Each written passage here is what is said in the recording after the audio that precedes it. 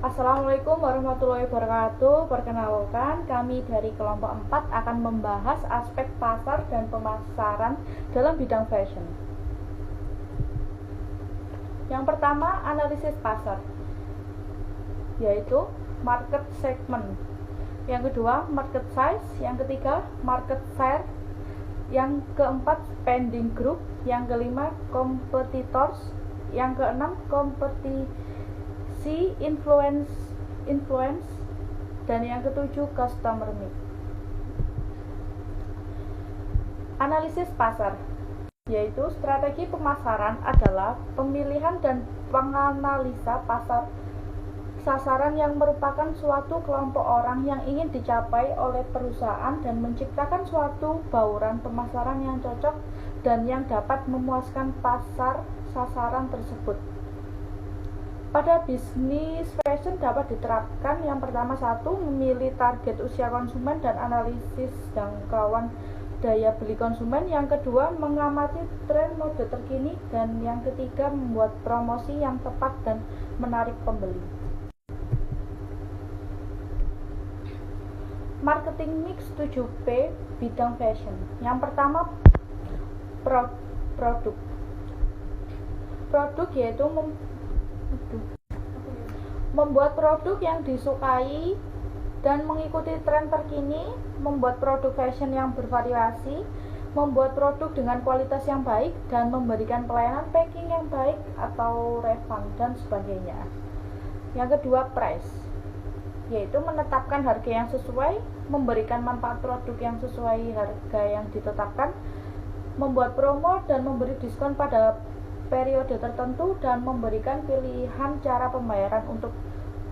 pembayaran yang beragam untuk konsumen.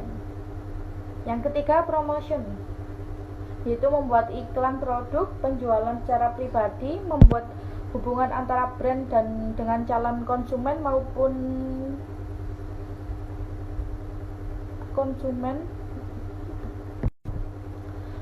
pemasaran secara langsung, dan membuat publisitas ke media sosial.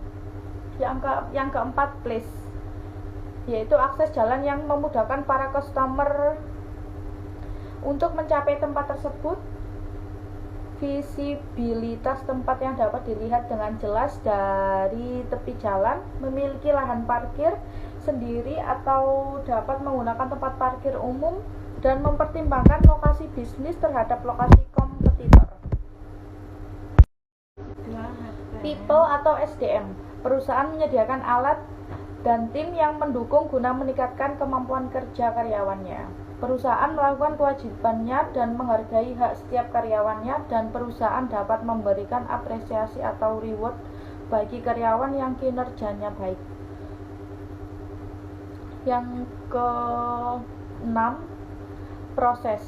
Perusahaan selalu memastikan pelanggan mendapatkan shopping experience yang menyenangkan dan memuaskan di setiap proses transaksi hingga produk diterima, dan melakukan survei pelanggan. Dan yang terakhir, physical evidence, yaitu untuk menjalin bisnis yang lebih nyata, pelanggan membutuhkan bukti fisik sewaktu terjadinya transaksi jual beli. Bukti fisik ini seperti kunjungan ke pelanggan atau memberikan brosur produk, paper bag dengan identitas brand maupun stiker ataupun bonus kecil lainnya.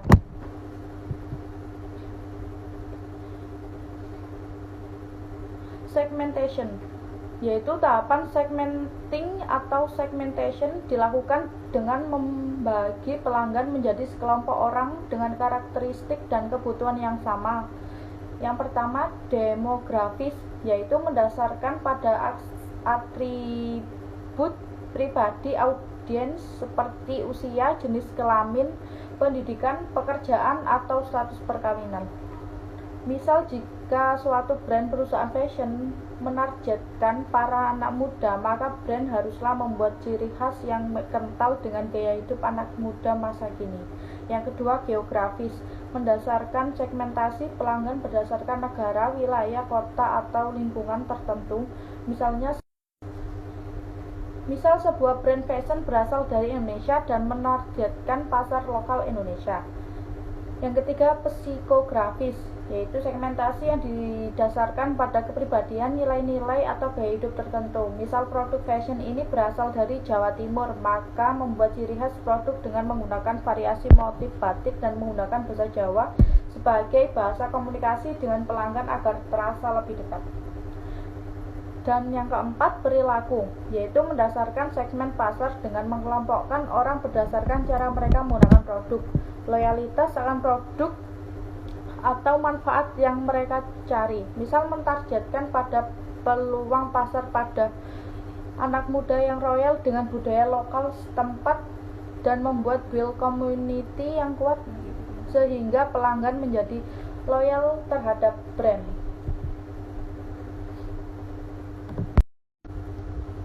Targeting. Yang pertama, ukuran, yaitu seberapa besar segmentasi pasar tersebut dan potensinya untuk bertumbuh di masa depan. Produk fashion yang mentargetkan anak muda akan terus bertumbuh karena adanya tren media sosial dan gaya hidup yang semakin dinamis. Yang kedua, profitabilitas, segmen yang memiliki potensi untuk menghasilkan keuntungan lebih tinggi bagi produk atau layanan. Bagaimana dengan lifetime value customer di segmen tersebut?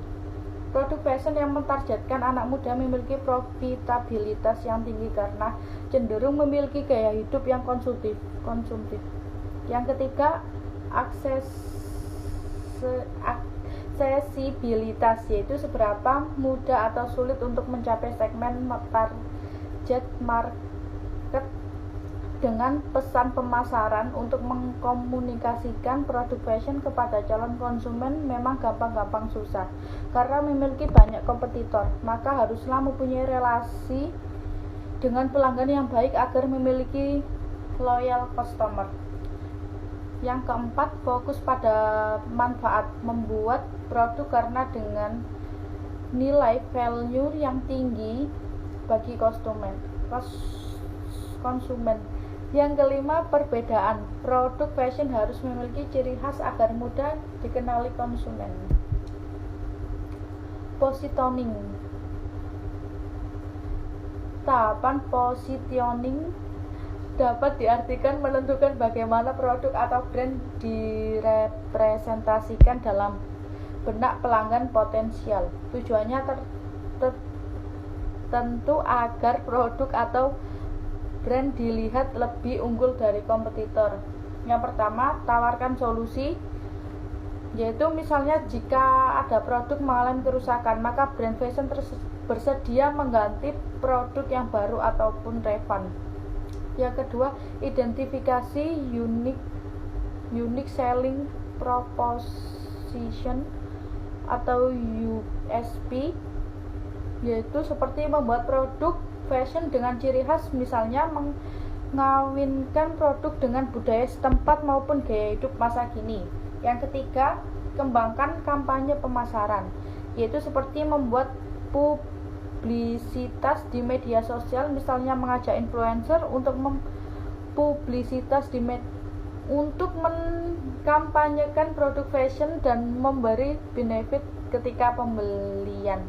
Contohnya, membuat produk dengan desain eksklusif dari influencer tersebut agar diminati penggemar dan calon customer. Terima kasih.